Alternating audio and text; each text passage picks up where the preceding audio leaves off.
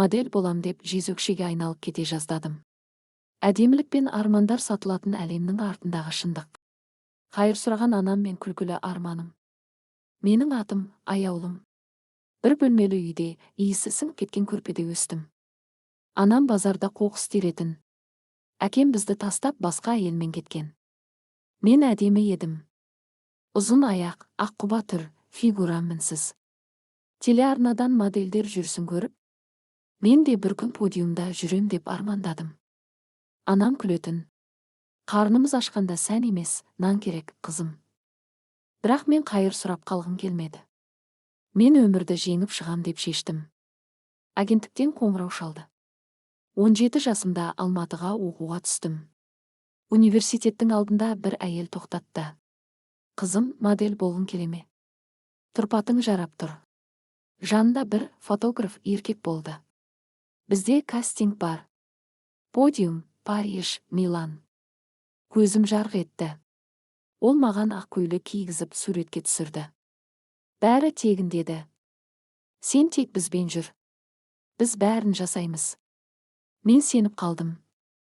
Жоқшылықтан шаршаған жүрегім. Сенің уақытың келді деп сыбырлады. Сән емес, сауда екен. Олар мені Алматының шетіндегі виллаға алып барды. Ішінде тағы 3 қыз бар еді. Бірнеше күн демал, үйреніп кетесің деді. Телефонымды алып қойды. Тәртіп сондай. Бір аптадан соң түсірілім болады деді. Мен жаңа көйлек кидім, макияж жасалды. Бірақ залда фотоаппарат емес еркектер отырды. Жүрегім зу ете қалды. Сол сәттен бәрі түсінікті болды. Бұл сән емес. Бұл сауда. Қашуға тырыстым. Түнде есікке жүгірдім. Артынан охранник қуып жетті. Қашам десең, анаңды тауып жоқ қыламыз. Анамды қайдан білесіңдер? Сен кірген сәттен бәрі бақылауда, қымбаттым. Сол түні өзімді терезеден тастағым келді. Бірақ ішімде үміт қалды. Бір қыз сыбырлап айтты. Келесі аптада бір қызметкер қалаға кетеді. Киім тасымақ. Сол кезде тығылып кетуге болады. Соңғы мүмкіндік. Күндер өтті. Киім тасымақ болған күні ішке сөмке тасыған жігіт келді. Мен ваннада тығылып қалдым.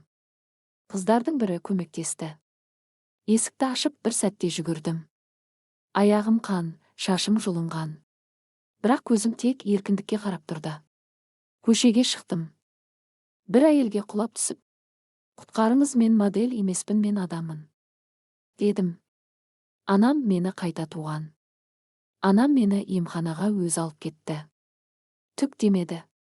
Тек жылап отырды. Қызым, кешірші. Мен саған өмір бере алдым, бірақ бақыт бере алмадым. Жоқ, мама, сен маған өмірдің шындығын бердің. Бұдан кейін не істейсің? Мен тағы да әдемі болам. Не? Бірақ енді ішім әдемі болады. Мен енді жазам. Жас қыздарға. Модель болғың келсе, алдымен жүрегіңді киіндір деймін. Тәнім аман, жаным жаралы еді.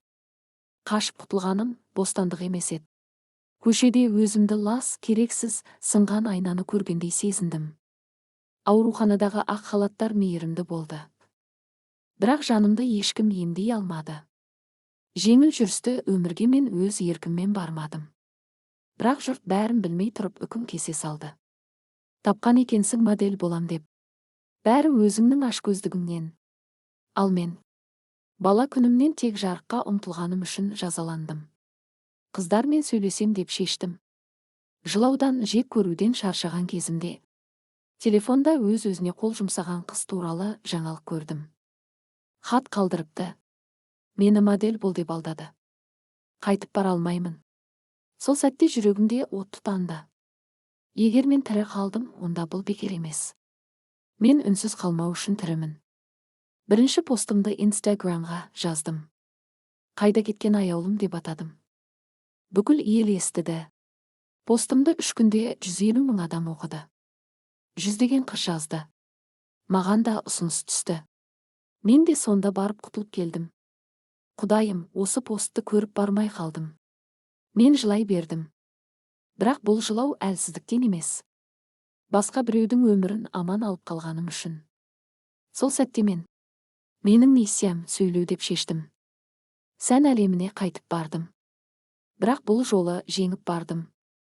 1 жылдан соң TED алаңына шақырды. Қара көйлегім, жинақы шашым. Сахнада айтқаным: армандар сатылады, бірақ сен сатылма. Қыздар жылады. Тіпті ер адамдар да үнсіз қалды. Сол жерде сән агенттігінің директоры келіп: сіздің ішкі жарығыңыз подиумға лайық деді. Мен келістім. Бірақ бұл жолы өз шарттарыммен. Сахнада емес, өмірде модель болу үшін. Сенің арманың саған ғана тиесілі. Әдемілік жарнаманың құралы емес, рухтың сұлулығы. Егер сені сатып алғысы келсе, сатылма. Егер біреу үмітіңді алдағысы келсе, сен үн қат. Себебі үнсіздік ең ауыр өлім. Шынайы әңгімелерді тыңдағыңыз келсе, арнама тіркеліп алыңыз.